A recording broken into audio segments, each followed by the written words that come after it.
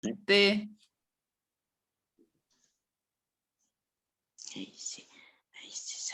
Buenos días, amados hermanos. Les damos la bienvenida al tercer ciclo de la Academia Bíblica. Estamos muy contentos, estamos gozosos de que el Señor nos permita seguir aprendiendo, de que el Señor nos permita tener este conocimiento, y en la Academia Bíblica estamos siempre dándoles la bienvenida y dando gracias al pastor Yatensi Bonilla por acompañarnos en esta mañana.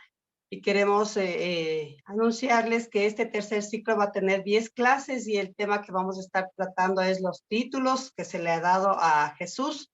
Y en este sábado vamos a ver el tema Jesús, Hijo de Hombre.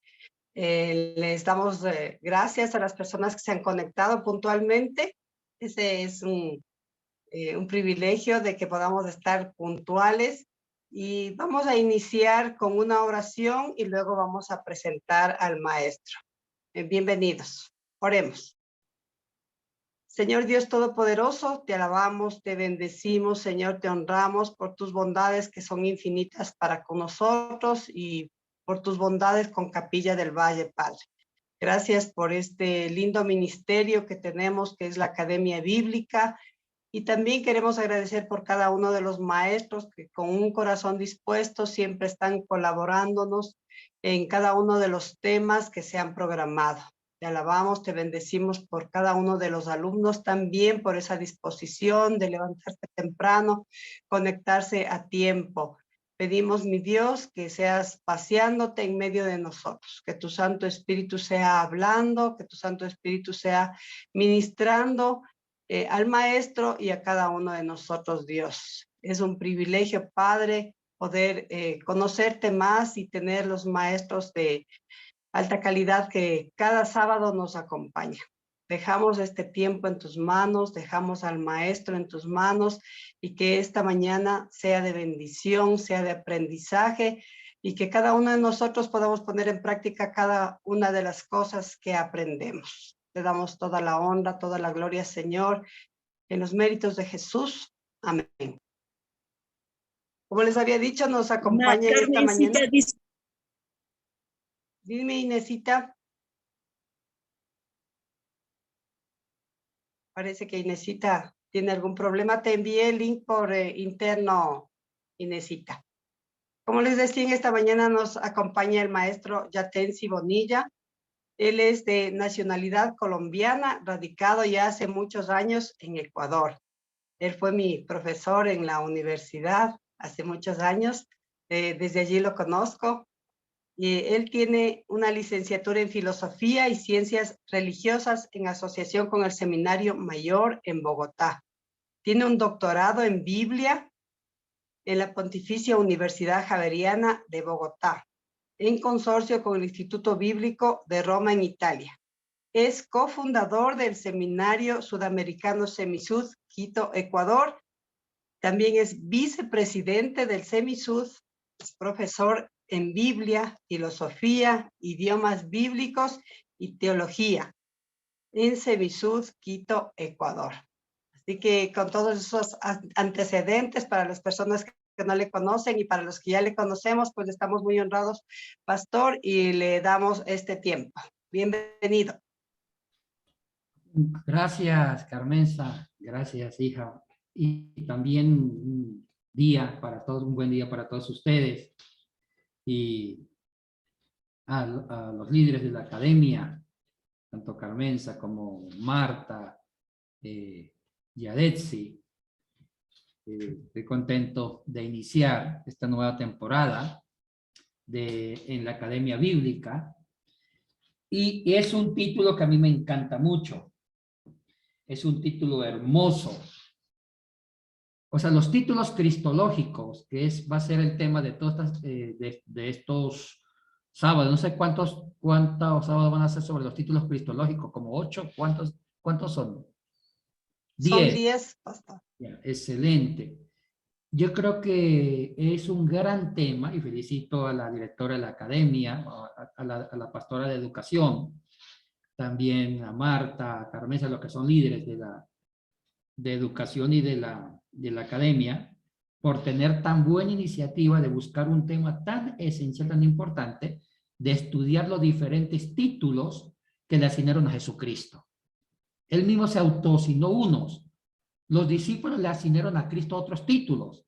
La muchedumbre otros títulos. Y también cuando los evangelistas fueron a componer sus evangelios, ellos también incrementaron, le asignaron a Cristo otros títulos que se llaman títulos redaccionales. ¿Por qué redaccionales? Porque fueron redactados en honor a Cristo. Y a mí me tocó uno que mismo Cristo se autoasignó. Los estudios científicos se han visto que hay dos títulos que Cristo describió su ministerio: el Hijo de Hombre y el Siervo Sufriente. Yo creo que a alguien le toca dar al Siervo Sufriente, ¿cierto, Yadesi? Me imagino que sí. Sí, a mí misma. Ay, Dios mío, no le puede invadir. Y todavía, bravo todavía la morena, perdón, la pastora. Entonces, disculpe que una de las cosas que yo odio es el protocolo y que me digan pastor, doctor, eso yo lo odio. Porque Cristo, hay que ser como Cristo, sencillo, simple. Me gustan que me digan yate por el nombre, entonces eso para mí me hace sentir parte de la familia, ¿sí? Entonces yo a la pastora la trato como a vivo, hola gordito, ¿qué tal? Así. También me gusta que trate.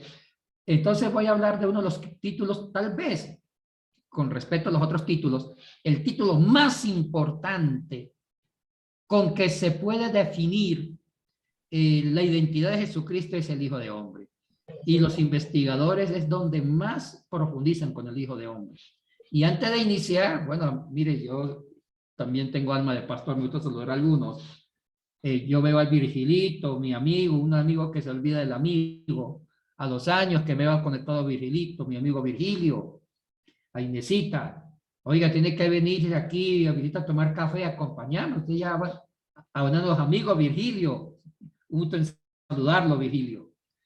Bueno, y hay varios amigos. Veo a la hermana Luz del Carmen Sosa, la tuya alumna ahorita con Ciencias Bíblicas. Hermana Luz, bienvenida. Bueno, hay un poco, ¿no? Jimena Carrera, Amparito Parra, que hoy nos da un seco de chivo. Amparito Parra me está amenazando con un seco de chivo hoy. Y me voy a dejar sorprender, ¿yo? Bueno, chicos, ahora sí. Esto es más apasionante que el matrimonio. Los que están todavía solteros y solteras, no se casen todavía. No cometan esa brutalidad. Primero estudien lenguas antiguas, estudien griego, hebreo, los títulos cristológicos, ciencias bíblicas, y después se casan. Mira, hagan como la pastora. La pastora ha tenido carpeta y ha dicho, no, yo me voy a casar con las lenguas antiguas, con la pastora, y mire, y feliz. Y yo le he buscado novio y no quiere. Bueno, chicos, hablemos del Hijo del Hombre. Como dije antes, al comienzo, este título cristológico es el más importante. Sin desmerecer, sin descalificar, sin quitarle importancia a los demás. No le podemos quitar importancia. Son todos importantes, está como maestro, rabino o raboní, el profeta, el Hijo de Dios, hay otro título que dicen el Hijo de Dios, el Mesías, el Cristos. Bueno, hay más títulos, unos 9 o 10 títulos que usaron para identificar a Cristo. Hay un libro que me gustaría que lo consigan, es de alto voltaje, que para mí es el mejor libro sobre ese tema de títulos cristológicos. Me refiero, el autor se llama Oscar Cullmann, uno de los más grandes biblistas de todos los tiempos, Oscar Cullmann del siglo XX. Él hizo una investigación profunda sobre los títulos cristológicos y el libro se llama Los Nombres de Jesús. Depende cómo se traduce del alemán al español. O también se llaman los títulos cristológicos. Uno de dos. Los nombres de Jesús o los títulos cristológicos. Tal vez es el mejor libro que se encuentra sobre ese tema. Y él solamente identifica 9 títulos, en los cuales está este mismo, el Hijo de Dios, el Hijo de Hombre, el Mesías, el profeta, el maestro, el Señor, el Curios o Quirios, y otros dos más. Y él clasifica esos 9 títulos cristológicos en 3 grupos. Un grupo es los títulos que él mismo se asignó, o sea, los títulos cristológicos que Cristo mismo se auto-adjudicó. Y hay 2. Justo esos 2 lo que nos toca enseñar a la Morena, perdón, a la pastora Yadetsi y a mí. O sea, el siervo sufriente es uno que Cristo se auto-adjudicó, y el Hijo de Hombre. Esos son los 2 que Cristo, con esos Cristo usó para describir su ministerio. Hay otros títulos que los discípulos con la muchedumbre le adhieron a Jesús. No él, sino los discípulos, como el profeta, como el rabí o el maestro, etcétera. Pero hay otros títulos que fueron adjudicados por los escritores por motivos apologéticos, como el Señor, el Kyrios. El Kyrios se llama un título redaccional, que la misma pluma de Marcos, que es el que más lo usa, lo incorporó cuando estaban redactando los evangelios en griego. Entonces, eso es una panorámica en todos los títulos. Y todos los títulos describen algo de Jesús, o resalta una parte de su ministerio, de su naturaleza, de su misión. Ahora, gracias Yadesi por darme el más bonito de todos, el más importante. Uno de los 2, usted también le toca el otro, 2 títulos que Cristo originalmente usó para calificar su ministerio. Hijo de, y el siervo sufriente que le toca a Yada, y el Hijo de Hombre. ¿Eso con qué se come?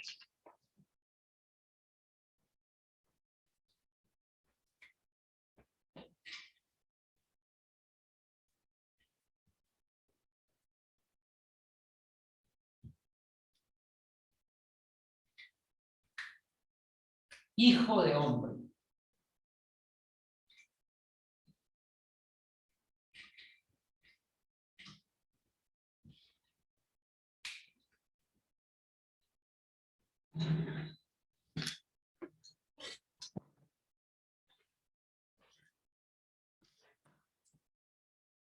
Ya vieron el tablero, sí. Ya. Hijo de Hombre. Empecemos por ahí. Ese título tiene antecedentes en el Antiguo Testamento. Pero si la memoria no me falla, solamente hay un versículo del Antiguo Testamento que habla sobre el Hijo del Hombre, que ya lo vamos a revisar, y voy a poner aquí un lector, una lectora que sea la lectora de hoy, que me ayude a leer. No sé quién, un voluntario, una voluntaria, Luz del Carmen, usted que tiene cara de santa, así como yo, sea la lectora de hoy de la Santa Madre Reina Valera. Entonces yo lo que diga usted leyó, hija. Tenga listo Daniel, capítulo 7, versículo 13. Daniel 7, 13. Ahora, antes de que lea Luz del Carmen, permítame, como dijo el borrachito, decir unas palabritas y ¡prum! Se cayó. Permítame decir unas palabritas. Me preguntarán, Yatensi, ¿por qué solamente existe una sola cita de todo el Antiguo Testamento sobre este título tan importante que Cristo se va a asignar para sí mismo? Hijo de Hombre, ¿por qué solamente hay una? Oiga, la pregunta es buena. Hubiera sido maravilloso que existieran unas 40, 30 citas del Antiguo Testamento que habla sobre el Hijo del Hombre, pero solamente una. Ya le voy a decir por qué. Y es más, les cuento un chisme aquí entre nos. No me vayan a hacer quedar mal mañana en la iglesia.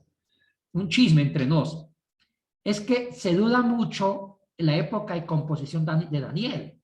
Parece que Daniel fue compuesto por el siglo 2, 3 antes de Cristo, en el periodo griego, no en el periodo babilónico.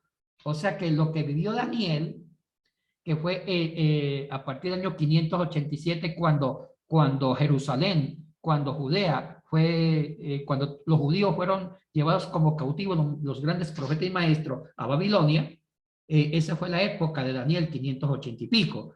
Pero el libro se compuso por el siglo 3, bajo la influencia griega. Entonces, parece que en la época propia del Antiguo Testamento, de Daniel, en la época del propio Daniel, del siglo 5, 6, 7, 8 antes de Cristo, todavía no se usaba el Hijo de Hombre. Todavía el Antiguo Testamento no habla del Hijo del Hombre. O sea que la inclusión del Hijo del Hombre en el Antiguo Testamento es tardía. Coloquen esto. El trabajo teológico, la configuración, la concepción del Hijo del Hombre se está dando ya en el siglo II antes de Cristo. Y como Daniel fue tarde, Daniel se escribió por esos siglos, Daniel alcanzó a incorporar el Hijo de Hombre. Ahora, vamos a leer Daniel 7:13. Voy a poner aquí la cita.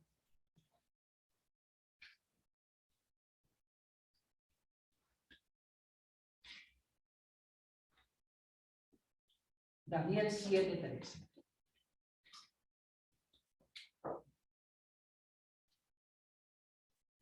Ahora sí.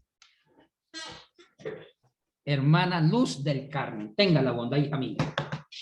Buenos días, pastor. Buenos días, hermanos. Leo la palabra en Daniel 7:13. Miraba yo en la visión de la noche, y he aquí con las nubes del cielo venía uno como un hijo de hombre, que vino hasta el anciano de días y le hicieron acercarse delante de él. ¿Y qué dice el 14, hija? Luz del Carmen, tenga la bondad. Y le fue dado dominio, gloria y reino, para que todos los pueblos, naciones y lenguas le sirvieran. Su dominio es dominio eterno, que nunca pasará, y su reino uno que no será destruido.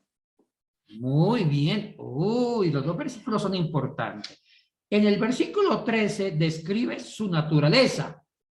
En el versículo 14 describe su oficio. Oiga, tengan bien esos dos versículos, 13 y 14. En el 13 dice que estaba entre las nubes. Hay que ver qué significa nubes. Y ahí mismo dice que estaba cerca de un anciano de días. Y en el 14 dice que tiene dominio, o sea, va a ser el papel de rey, de juez. Interesante. Vuelvo a leer otra vez, 13 y 14 juntos, porque es importante que vean los detalles de todos los versículos. Luz, tengan la bondad, hija. Miraba yo en la visión de la noche, y he aquí, con las nubes del cielo, venía uno como un hijo de hombre, que vino hasta el anciano de días, y le hicieron acercarse delante de él. Y le fue dado dominio, gloria y reino, para que todos los pueblos, naciones y lenguas le sirvieran. Su dominio es dominio eterno, que nunca pasará, y su reino uno que no será destruido. O sea que ese hijo de hombre es poderosísimo. Y eso fue antes de Cristo. Vamos a trabajarlo más a fondo. Dos características por cada versículo. Uno, su naturaleza. Es de gloria. Está encima de las nubes y está cerca de un anciano. Vamos al versículo 13. ¿Qué significa? Empecemos con las nubes. Vamos a hacer un estudio minucioso. ¿Qué significa la palabra? Vamos a estudiar Daniel 7:13 y el 14.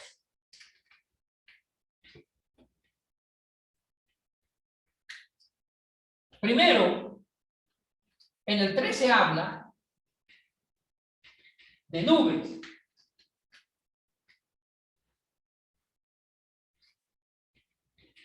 Nubes. ¿Qué significa nubes en el lenguaje judío religioso? En el Antiguo Testamento, cuando uno estudia el Antiguo Testamento, hay una serie de elementos, de fenómenos naturales, de elementos de la misma naturaleza que lo relacionan con Dios o lo relacionan con un aspecto de la divinidad. Un ejemplo, la montaña tiene una relación con la ley, porque fue en una montaña donde Dios promulgó la ley. Interesante, donde Dios le dio la ley a Moisés, una montaña. Interesante esto. Inclusive, y hay otros elementos más. También color, el color blanco, pureza. Y las nubes tienen un sentido. Significa el estrado de los pies de Dios. Las nubes están relacionadas con lo divino, con el estrado de los pies de Dios. Esos elementos de la naturaleza que lo relacionan con un aspecto de la divinidad le llaman elementos teofánicos. Le llaman elementos teofánicos. En un lenguaje teológico, bíblico. Teofánicos. ¿Qué significa teofánicos? Viene de dos raíces griegas. Teos es Dios. Fánicos viene de faneo, en griego, que significa manifestarse. Entonces, la palabra teofánico significa manifestación de Dios, revelación de Dios. Eso significa teofánico. Teos, Dios, fánicos, manifestación, revelación. Entonces, estos elementos como nubes, montaña, fuego, sol, agua, son elementos sagrados, son elementos de la naturaleza que lo relacionan con un aspecto de la divinidad. Y precisamente las nubes lo relacionan con el estrado de los pies de Dios. Ese es el lenguaje que se usa mucho en el Antiguo Testamento. Entonces, vemos un detalle.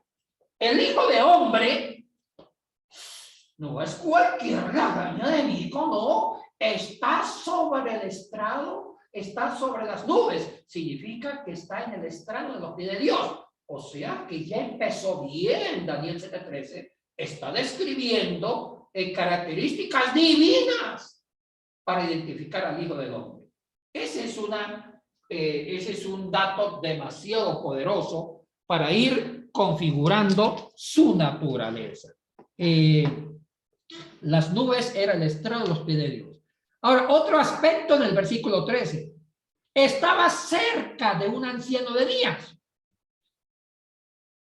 con una cabellera blanca, barba blanca, blanco como la nieve. ¿Qué significa ese anciano de días? Escriban, es el mismísimo Dios. El anciano de días es el mismísimo Dios. ¿Por qué? A Dios también lo concebían con ciertas características antropológicas humanas. Y una forma es lo que se llama los antropomorfismos bíblicos.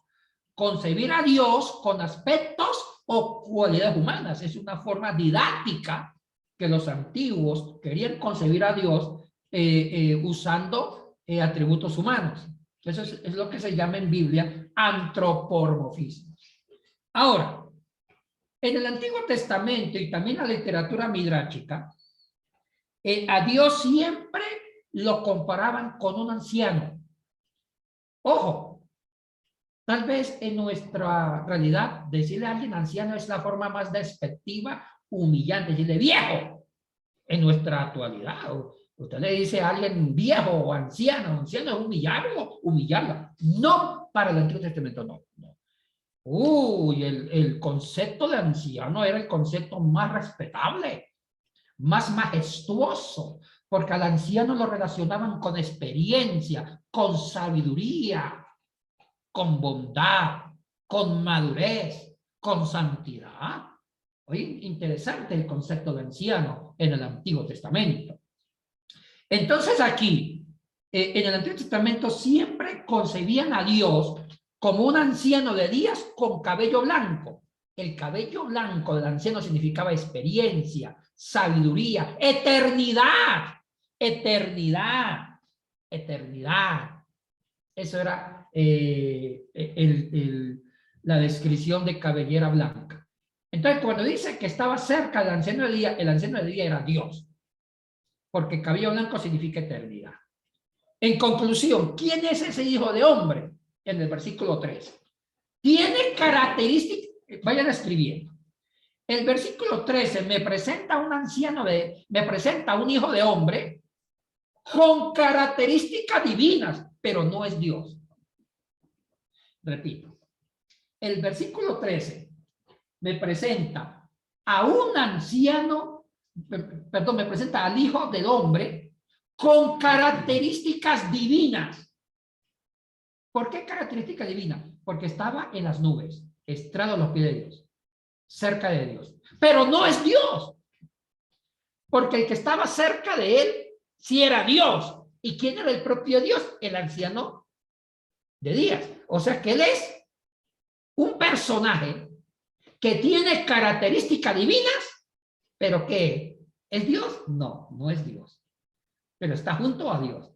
Uy, y aquí comienza a crecer un signo de interrogación gigante. Entonces, ¿quién es? Cuando yo tenía a Yadesi hace muchos años de alumna, ella se impacientaba con el misterio. Naguara, ya saben quién es. La pregunta, ¿quién es ese hijo de hombre? Y vamos al versículo 14. En el versículo 14 lo vemos que tiene mucho poder, porque va a reinar, primera palabra, y a juzgar. Reinado y juicio. Pero no es Dios. No es Dios. No es Dios. Bueno, terminemos el Antiguo Testamento. El Antiguo Testamento nos dejó interrogantes grandísimos. Nos dice que hay un hijo de hombre. Eso sí lo dice. Pero nunca nos dice realmente su identidad. Solamente nos da algunas características, unas pistas. Las pistas es que tiene características divinas, como lo describí. Está entre las nubes, está en los pies de Dios, cerca de Dios, pero no es Dios, porque Dios es el anciano de día. Y dice que estaba cerca, el hijo de hombre estaba cerca del propio Dios, del anciano de día. Y también tiene mucho poder, tiene poder para gobernar a las naciones y para juzgar. Ahora, si no es Dios, ¿quién es? Algunos me van a decir, ya tenés. Puede ser el ángel de Dios, porque esa es una buena teoría. El ángel de Jehová. Eso vamos a ir, como dijo el gran maestro de Yadesi, un gran educador del siglo XXI. A mí me encanta porque nos da una enseñanza en la vida. Luis Fonsi. Vamos despacito. Vamos a ir despacito. Despacito. Me dice una hermana, ya te dice quién es Luis Fonsi quién es el salmista Luis Fonsi para comprar los videos y adorar a Dios con las canciones de él. No, es un chiste, no lo tomen en serio. Bueno, ahora hay una pregunta, ¿quién es él? El Antiguo Testamento no me dice, me lo describe, pero no me dice quién es. Características divinas, cerca de Dios, va a juzgar y va a reinar. Para responder a esa pregunta, escriban, vamos a la literatura rabínica. A la literatura rabínica.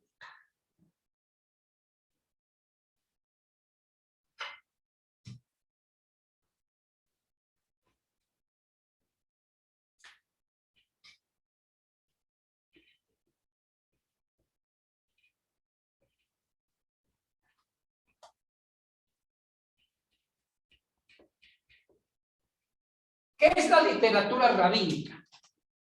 La literatura rabínica surgió entre los siglos 4 antes de Cristo hasta el siglo 1 después de Cristo.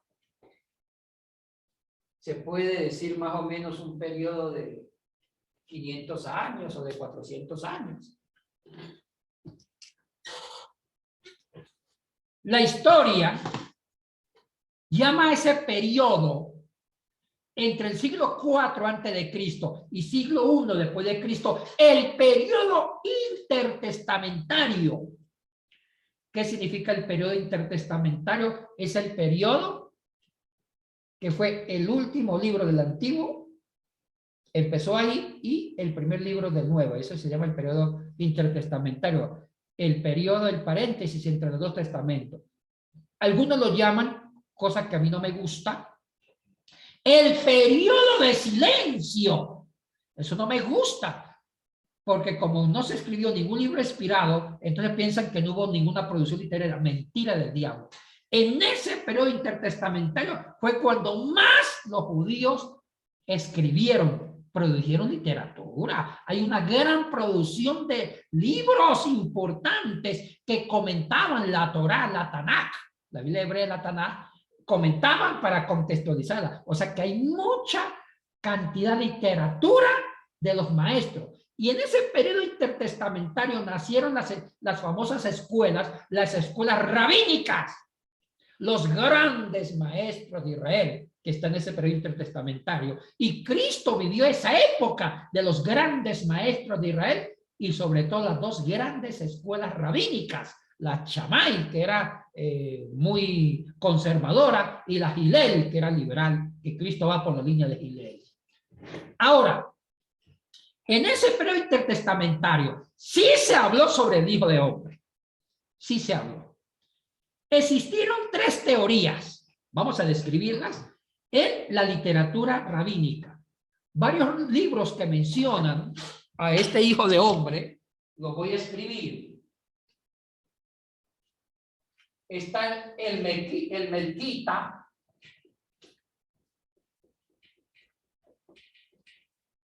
que es una interpretación del Éxodo, el Cifra, que es del Levítico, Cifre, interpretación del número de Deuteronomio, la Toseta, que habla también sobre el Hijo del Hombre, e inclusive varios libros, literatura apocalíptica,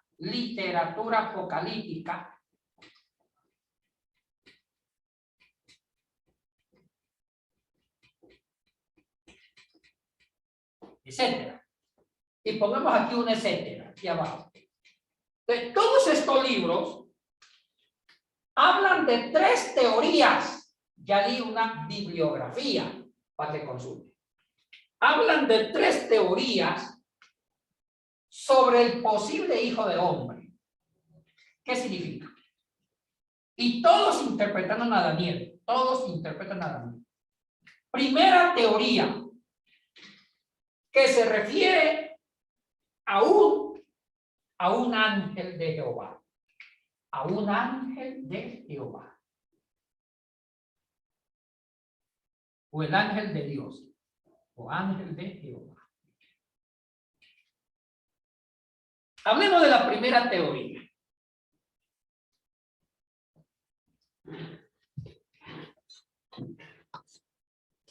La primera teoría de que el Hijo del Hombre se refiere al ángel de Jehová lo manejaron mucho los rabinos de extrema derecha, los más conservadores, y eso lo heredaron los saduceos, que eran conservadores en los tiempos de Jesús, y que eran hombres de poder. Dicen que el Hijo del Hombre es el ángel de Jehová, que menciona el Antiguo Testamento.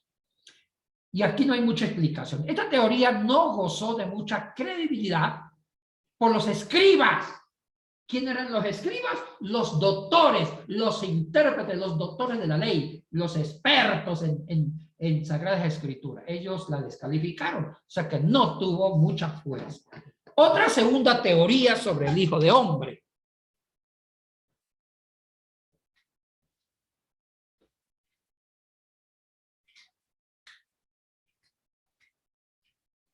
Que se refiere al pueblo de Israel. Se refiere al pueblo de Israel, que es un sustantivo colectivo. El pueblo de Israel.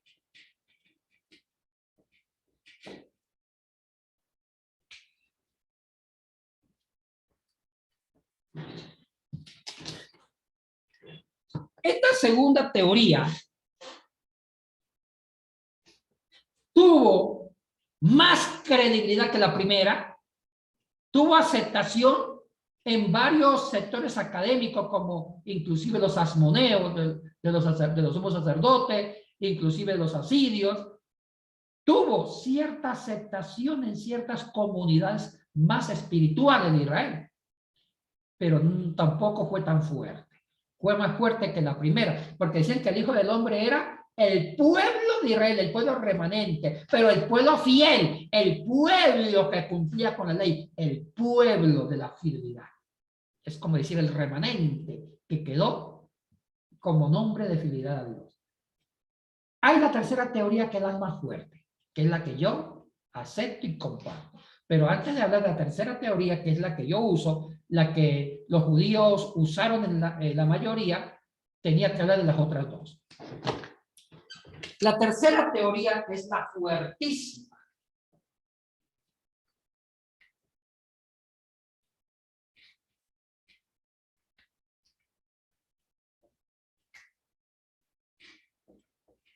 Que el Hijo del Hombre es prototipo de un hombre sin pecado.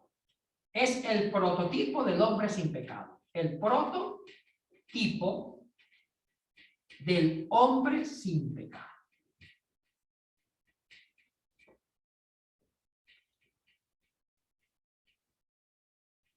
Esta teoría es la más fuerte. Es el prototipo, es como el modelo a seguir del hombre sin pecado.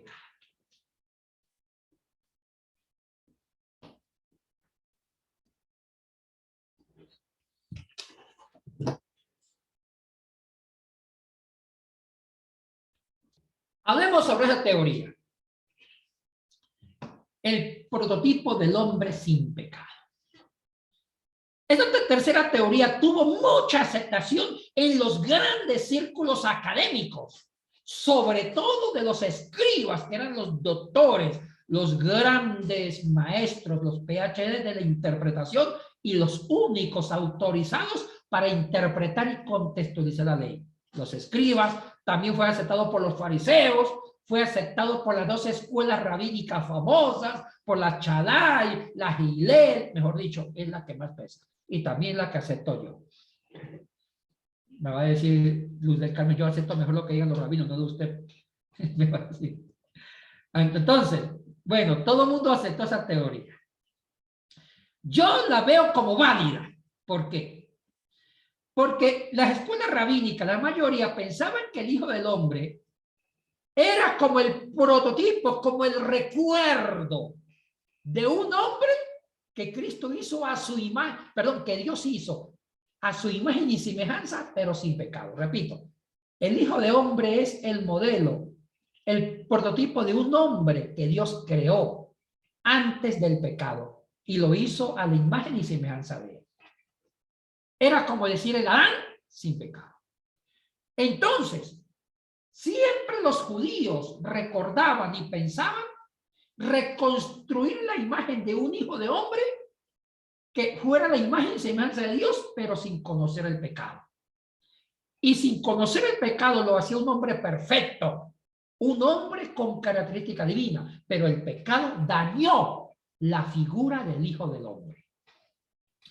Sobre esta teología del recuerdo de un hijo de hombre sin pecado, palpitó con fuerza en la época intertestamentaria y muchos judíos se aferraron a pensar en un hijo de hombre que no llevara mácula de pecado y que se convirtiera en la esperanza, en el testimonio, en el ejemplo para sacar a Israel de la pobreza.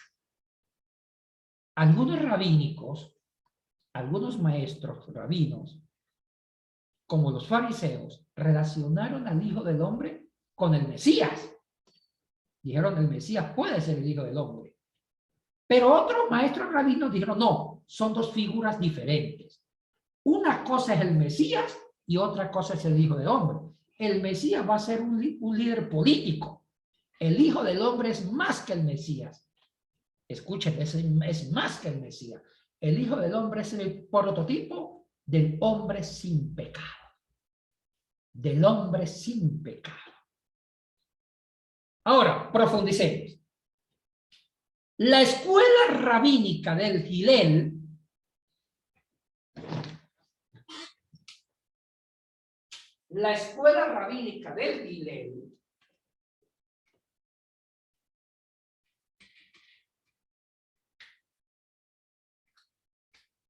que fue una escuela fuerte en los tiempos de Jesús, profundizó más esto. Usted sabe que Hillel fue un gran maestro rabino que nació en el año 110 a.C. y murió posiblemente por el año 10 después de Cristo. Y dejó toda una escuela de la interpretación de la ley. Y eso lo hemos reflejado en el contexto de los evangelios. Gilel decía que el Hijo del Hombre es el modelo para vencer las bestias, para vencer la bestia.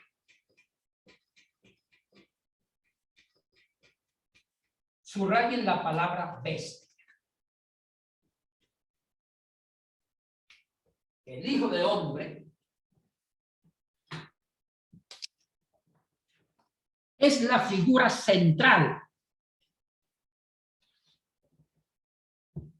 para vencer la bestia.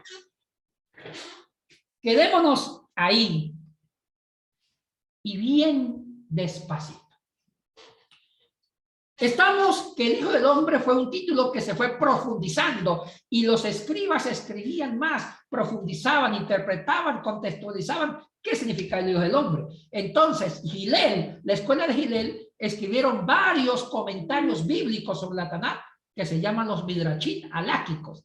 Ese lenguaje de midrashim haláquico no nos hagan caso, porque yo siento que Yadesi está pensando en una próxima academia mandar literatura rabínica, escuelas rabínicas, el tipo de decir, yo sé que ella es pila, ella lo va a hacer con Marta y con Carmenza, que están ahí anotando, ya. Entonces, es bueno tener una academia bíblica por 7 sábados sobre el contexto intertestamentario, donde se movió el Nuevo Testamento, las escuelas rabínicas, literatura rabínica, sería buenísimo eso. Uy, eso es necesario, yo sé que lo van a hacer, yo confío tanto en la Morena. Y, perdón en la pastora Yanis. Ahora bien, hablando sobre esto, la escuela rabínica de Gilel, que influenció, escriban este chisme, me encantan los chismes académicos. La escuela rabínica de Gilel influenció en el pensamiento liberador de Jesucristo, en la monogamia, en el acercamiento a los gentiles, en aceptar a los leprosos, porque la otra escuela de Shammai era enemiga de los gentiles, era enemiga de la mujer, era enemiga de los leprosos, eran los puritanos. Uy, no. En cambio, Gilel fue rompiendo con esos abismos que se había creado por los rabinos Shammai, de que hay que rechazar a los gentiles, a los paganos, a los leprosos, porque los leprosos son malditos por Dios, a la mujer no la querían mucho. En cambio, Gilel dijo, no, hablemos, y él fue el que contribuyó a destruir la poligamia, porque antes un rabino o un judío puede tener varias mujeres, sí, varias esposas, ven el Antiguo Testamento, y Gilel empezó a construir una teología de la monogamia, que Cristo la perfeccionó y que Cristo la promulgó en su evangelio. O sea, es importante ver la influencia de la escuela rabínica de Gilel y Gilel en el pensamiento de Jesucristo del Nuevo Testamento. Eso fue una publicidad. Sigamos. Siguiendo con esto, Gilel dijo, el Hijo del Hombre fue hecho para vencer a la bestia. Quedémonos ahí. El Hijo del Hombre fue hecho para vencer a la bestia. Ay. Ya adelante en Apocalipsis. ¿Qué era la bestia? Resulta que el contexto histórico de la literatura rabínica tuvieron que lidiar con 4 grandes bestias. El concepto de bestia, que lo dijo Gilel, no es que la inventó, él recogió la experiencia de sus antepasados, la experiencia de los judíos lidiando con bestias, comenzando por Daniel. Y habían identificado 4 grandes bestias que eran 4 grandes sistemas políticos de opresión. ¿Cuáles eran los 4 grandes sistemas políticos de opresión? Babilonia, la primera bestia. Quedémonos en Babilonia. El mismo libro de Daniel, donde se dibuja el término del Hijo del Hombre, ya Daniel tuvo una visión, ¿se acuerdan? Tuvo un sueño y que vio las bestias. Ya Daniel habla sobre la bestia y cómo el Hijo del Hombre va a estar por encima de la bestia. Ya Daniel dice que la función del Hijo del Hombre es estar por encima de la bestia en una tarea de gobierno y de juicio. Segunda bestia, Persia. los persas tomaron el poder destruyendo Babilonia y se convirtió en otra bestia para el pueblo. La peor de todas, la tercera bestia, los griegos. Y no tanto con Alejandro Magno y después con los ptolomaicos que gobernaban desde Egipto, sino con los seleucidas. Los seleucidas fue una de las familias griegas de Seleuco. Y uno de ellos fue Antíoco IV de Epífanes. La tercera bestia fue la que profanó el sagrado templo de Jerusalén cuando sacrificaron animales inmundos en el lugar santísimo en el año 168. Y eso lo registran los libros apócrifos o deuterocanónicos como los macabeos y como sobre todo, sí, macabeos. En el año 168, Antíoco IV de Epífanes entró al lugar santísimo sacrificando animales inmundos según el libro de Levítico. Eso se llamó una tercera bestia, la cultura griega por los seleucios. Y la cuarta bestia fue en los tiempos de Cristo, Roma. Entonces, toda la literatura rabínica empezó lidiando con la primera bestia, Babilonia, Persia, Roma, perdón, antes Grecia y Roma. Y esas cuatro bestias lo trabajan mucho en la literatura rabínica, sobre todo Hillel y los descendientes de Hillel, diciendo que el Hijo del Hombre debe estar por encima de la bestia. Pero también explica que es una bestia. Una bestia no solamente son los poderes políticos de los cuatro grandes imperios: Babilonia, Persia, Grecia, Roma, que sometieron en contra de su brutal pueblo. Ahora, esa bestia, escriban eso, esas cuatro bestias produjeron pecado y sedujeron al pueblo al pecado. Ay, ay, ay. Y sedujeron al pueblo al pecado. Entonces el pueblo empezó a llevar la bestia por dentro de ellos. Por dentro. Y eso es lo que se llama el pecado personal y social. Entonces, dicen los rabinos, es bueno recuperar la figura del Hijo del Hombre que pisotea a la bestia y que esté por encima de la bestia y que libera al pueblo de la bestia. O sea, que libere al pueblo del pecado, tanto político, impuesto por los cuatro imperios, y también el pecado personal. ¿Por qué los maestros rabinos decían que ya el pueblo interiorizó la bestia y que ya el pueblo vivía el pecado, que la bestia les enseñó a pecar? Porque también los imperios imponían las costumbres. Un ejemplo, Grecia impuso muchas costumbres que iban contra la santidad, contra la ética y contra la ley. Roma fue el que más impuso el pecado, la lascivia, la fornicación. Roma fue el que más sedujo, inclusive al politeísmo y al paganismo. De todos esos modelos culturales, esas imposiciones de la cultura, de dejar la ley por vivir las culturas paganas, era una forma de vivir la bestia. Por eso Pablo dice en Romanos 12:2, no se conformen con o sea, no os conforméis a este siglo, sino renueven su forma de pensar, cambien su mentalidad. Oye, interesante, cambien su manera de pensar. Ya Pablo está lidiando con la bestia en Romano porque estaba en imposición romana. Ahora bien, tenemos ahí, en conclusión, ¿qué es el Hijo del Hombre? El Hijo del Hombre es el prototipo de un hombre cercano a Dios, pero no es Dios, que destruyó la bestia, venció a la bestia y no se dejó seducir por los placeres de la bestia, por el pecado de la bestia, por la avaricia, el egoísmo, la lascivia de la bestia, sino que se mantuvo íntegro, ajeno al pecado de la bestia y estuvo por encima de la bestia, del pecado, y la venció. Ese es el Hijo del Hombre. Ahora sí entiende por qué Cristo le gustó ese título para él. Ahora entiende por qué Cristo dice el Hijo del Hombre. Ahora bien,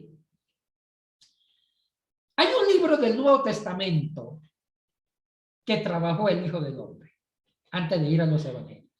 Apocalipsis. Estoy mirando mi reloj, sí, estamos bien. El Apocalipsis.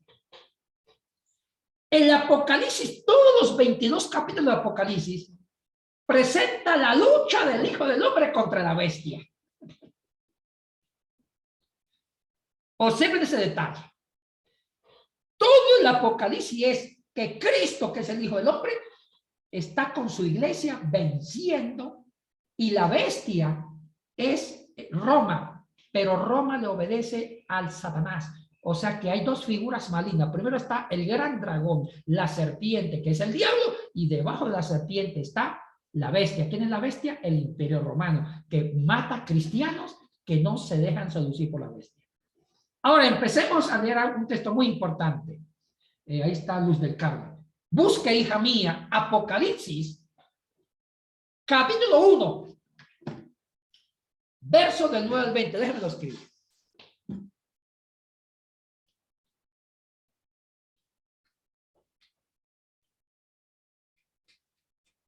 Apocalipsis 1, versos del 9 al 20.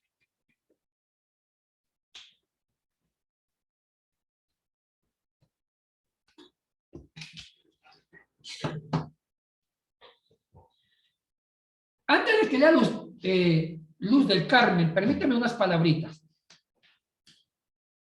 El Apocalipsis comienza describiendo quién es el Hijo del Hombre. Pero escuchen lo que va a leer Luz del Carmen. Quiero primero advertirle para que saboreen un banquete. El autor del Apocalipsis quiere presentar el protagonista del libro. ¿Quién va a ser? El Hijo del Hombre. Y lo presenta de entrada en los versículos 9 al 20. Lo presenta una vez. Y observen que lo describe con algunos detalles, que esos detalles van a estar impregnados en todo el resto del escrito hasta terminar. ¿Cómo lo presenta? Vuelve a retomar a Daniel 7:13. Repito, retoma a Daniel 7:13.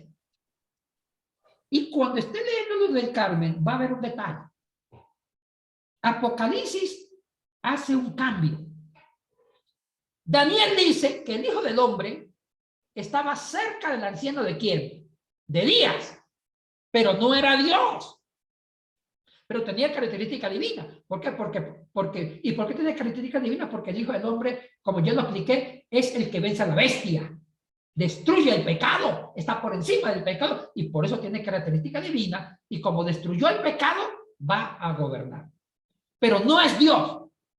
En cambio, en Apocalipsis 1, 9 al 20 dice que ese Hijo del Hombre es el propio anciano de días. O sea, que describe al Hijo del Hombre con las características del anciano de días. Tiene cabellera blanca. O sea, que Apocalipsis dice que el Hijo del Hombre es el mismo Jesucristo Dios. Así de sencillo. Léalo, por favor. Yo, Juan, vuestro hermano y copartícipe vuestro en la tribulación, en el reino y en la paciencia de Jesucristo, estaba en la isla llamada Patmos por causa de la palabra de Dios y el testimonio de Jesucristo. Yo estaba en el Espíritu en el día del Señor y oí detrás de mí una gran voz como de trompeta que decía: yo soy el Alfa y la Omega, el primero y el último. Escribe en un libro lo que ves y envíalo a las 7 iglesias que están en Asia, a Éfeso, Esmirna, Pérgamo, Tiatira, Sardis, Filadelfia y Laodicea. Y me volví para ver la voz que hablaba conmigo, y vuelto vi 7 candeleros de oro. Y en medio de los 7 candeleros, a uno semejante al Hijo del Hombre, vestido de una ropa que llegaba hasta los pies y ceñido por el pecho con un cinto de oro. Su cabeza y sus cabellos eran blancos como blanca lana, como nieve, sus ojos como llama de fuego, y sus pies semejantes al bronce bruñido, refulgente como en un horno, y su voz como estruendo de muchas aguas. Tenía en su diestra 7 estrellas, de su boca salían una espada aguda de 2 filos, y su rostro era como el sol cuando resplandece en su fuerza. Cuando le vi, caí como muerto a sus pies, y él puso su diestra sobre mí, diciéndome, no temas, yo soy el primero y el último, y el que vivo, y estuve muerto, mas he aquí que vivo por los siglos de los siglos. Amén. Y tengo las llaves de la muerte y del Hades. Escribe las cosas que has visto, y las que son, y las que han de ser después de estas. El misterio de las 7 estrellas que has visto en mi diestra, y de los 7 candeleros de oro. Las 7 estrellas son los ángeles de las 7 iglesias, y los 7 candeleros que has visto son las 7 iglesias. Gracias, Luz del Carmen. Qué preciosura. Ya vieron que el Hijo del Hombre, se está refiriendo precisamente a Cristo como Dios. Superó a Daniel. Daniel decía que era un ser con característica divina, pero no era Dios. Apocalipsis es Dios. Lo describe con características divinas, ya es Dios. Y observen que todo el Apocalipsis está mencionando ese Hijo de Hombre y una de sus características. Que tenía 7 estrellas, vestido con ropa, con túnica dorada, etcétera, etcétera. Y en el capítulo 13, hay algo, ese capítulo me encanta, describen los 2 poderes malignos. La gran serpiente, que es Satanás, pero debajo de la serpiente está la bestia. La bestia adora a la serpiente. Y debajo de la bestia están los servidores de la bestia, que es el pueblo romano, los que se dejan seducir por el pecado. Entonces, eso está claro, esa figura. ¿Quién es la serpiente? El diablo. ¿Quién es la bestia?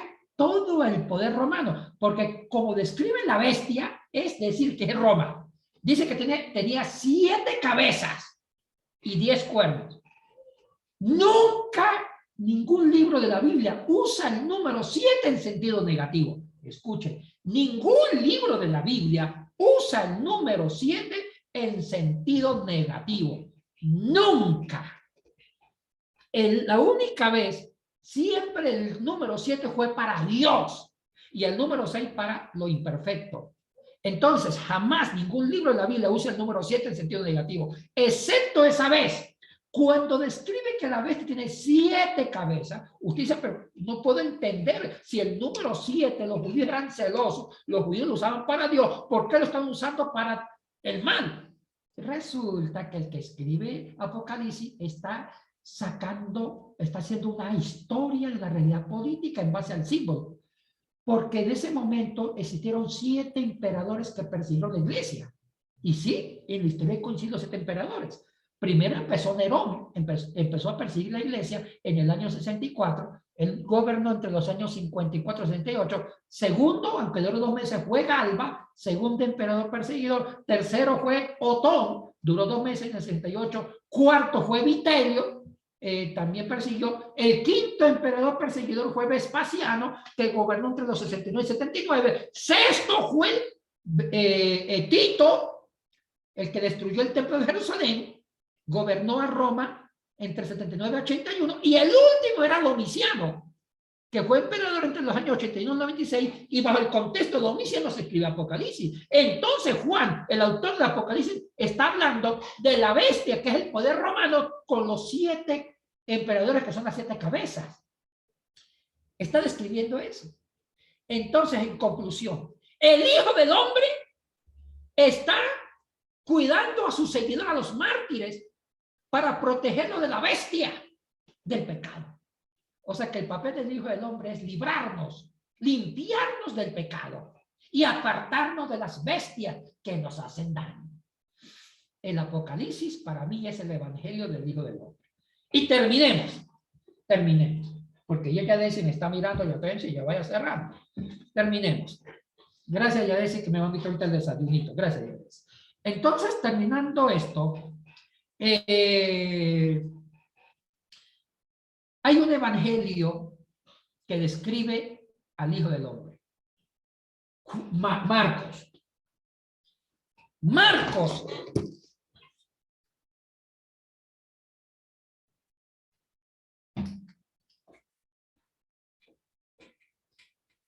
Capítulo 8. Versículo 31 al 33. Vaya anotando esos textos para que lea Luz del Carmen. Marcos 9, del 30 al 32. Y Marcos 10, del 32 al 34.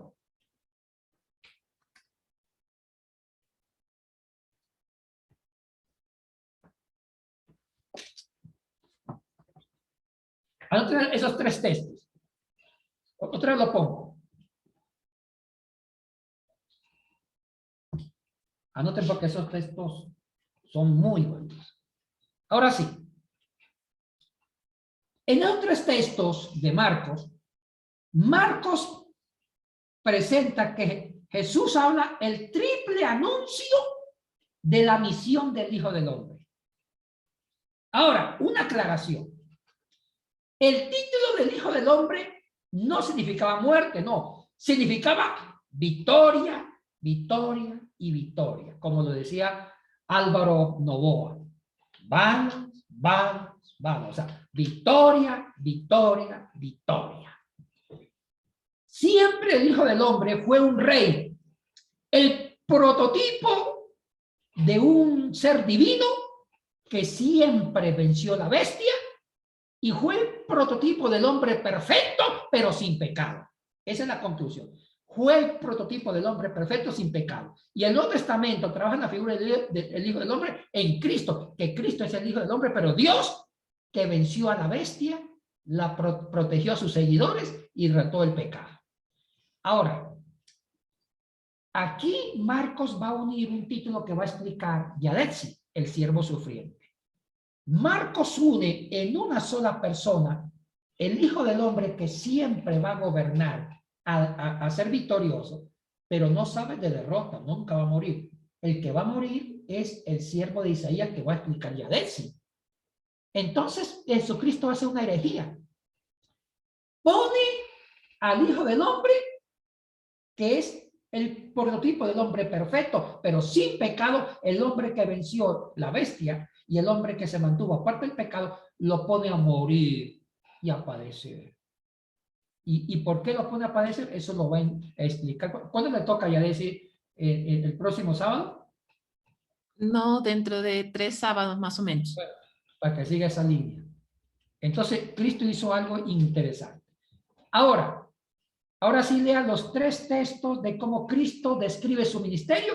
El Hijo del Hombre es necesario padecer, morir y resucitar para librarnos más del pecado. Lee los 3 textos. Ya. Leo Marcos 8, 31 al 33. Y comenzó a enseñarles que le era necesario al Hijo del Hombre padecer mucho y ser desechado por los ancianos, por los principales sacerdotes y por los escribas, y ser muerto y resucitar después de 3 días. Esto les decía claramente. Entonces Pedro le tomó aparte y comenzó a reconvenirle. Pero él, volviéndose y mirando a los discípulos, reprendió a Pedro diciendo: quítate de delante de mí, Satanás, porque no pones la mira en las cosas de Dios, sino en las de los hombres. Marcos 9, del 30 al 32. Habiendo salido de allí, caminaron por Galilea, y no quería que nadie lo supiese, porque enseñaba a sus discípulos y les decía: el Hijo del Hombre será entregado en manos de hombres, y le matarán, pero después de muerto resucitará al 3er día.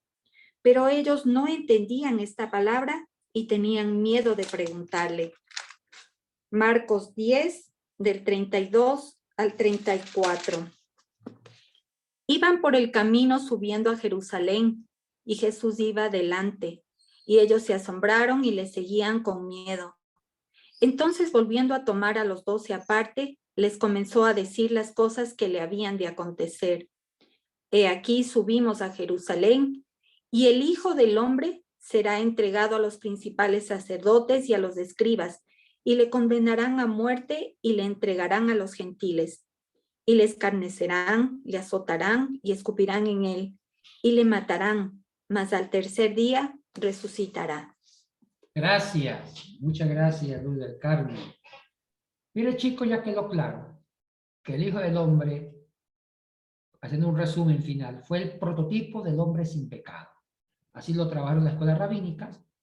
Y en base a un contexto histórico doloroso para el pueblo, ellos vivieron la experiencia de 4 grandes dominios políticos que se convirtieron en bestias. En esa experiencia de 4 pueblos que los sometieron, vivieron la experiencia del pecado, de la seducción, del dolor, de la persecución. Y ahí se fue configurando que debería existir el prototipo de un hombre que estuviera por encima de las bestias, las venciera y nos protegiera del pecado. Y es por eso que el Apocalipsis recoge que el protagonista del Apocalipsis es el Hijo del Hombre, que va a vencer a la bestia y a todos los seguidores de la bestia para proteger a su pueblo. En conclusión, ¿cuál es la parte pastoral de esto? Sigamos el modelo del Hijo del Hombre. Cristo usó ese modelo del hombre para aplicarlo a su ministerio, porque Cristo iba a hacer lo que hace el Hijo del Hombre. Iba a vencer el pecado en la cruz. Iba a mantenerse puro, íntegro. Nos dio un ejemplo de santidad, de humano sin pecado. Por eso que el título del Hijo del Hombre encuadra en el ministerio y en la personalidad de Jesucristo. Por eso se adjudicó ese título para él. Y hay otro que se adjudicó que lo va a decir después. Ustedes sigan el modelo del Hijo del Hombre, ustedes y yo. Siempre nos toca luchar contra el pecado. Siempre la seducción de la bestia en hacer lo incorrecto, porque el pecado siempre es una realidad. Se presenta como un bien subjetivo que aparentemente sacia nuestras necesidades personales, pero a la larga se convierte en la peor bestia y pesadilla. Entonces, ustedes y yo, sigamos el modelo, también seamos hijos de hombre, que estemos luchando contra el pecado y mantenernos al margen del pecado para convertirnos en esa figura escatológica tan hermosa y bonita. Bueno, como dijo Cantinflas, he dicho. Muchas gracias, pastor, por su exposición muy clara. Tenemos solamente una pregunta que le voy a leer. Dice un hermano que en Ezequiel 2:3 se menciona Hijo del Hombre. ¿Cuál es la diferencia con Daniel?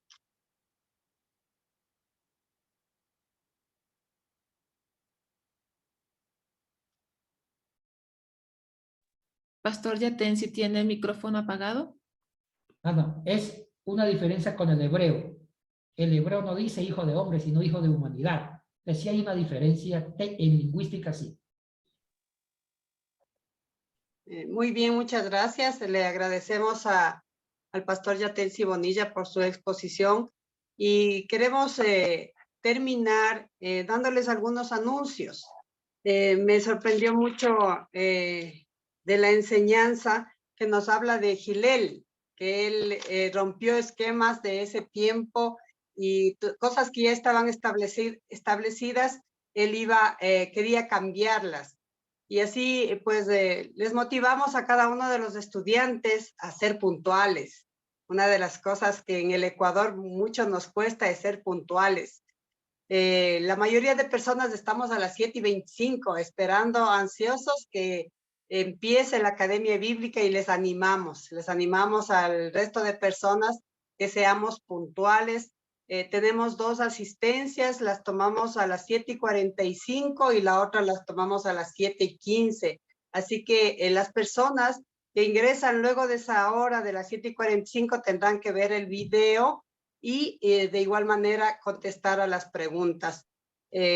Animamos a todos para que nos sigan acompañando. También cuando, por favor, enciendan su cámara, entren al Zoom, que pongan su nombre y apellido. Tenemos aquí a un asistente con iPhone, tenemos a Anita, que no sabemos su apellido, tenemos a Teo, que tampoco sabemos el nombre completo, tenemos a Diana y Henry, que quisiéramos saber sus apellidos para registrarles en la asistencia, tenemos a la familia Aro Ruales, que por favor cuando ingresen pongan el nombre y el apellido para poder registrar su asistencia. Les damos gracias por acompañarnos, gracias al pastor, a Yadetsi, a Martita, y les esperamos el próximo sábado a las 7:25. Dios les bendiga. Amén. Amparito, el seco de chivo.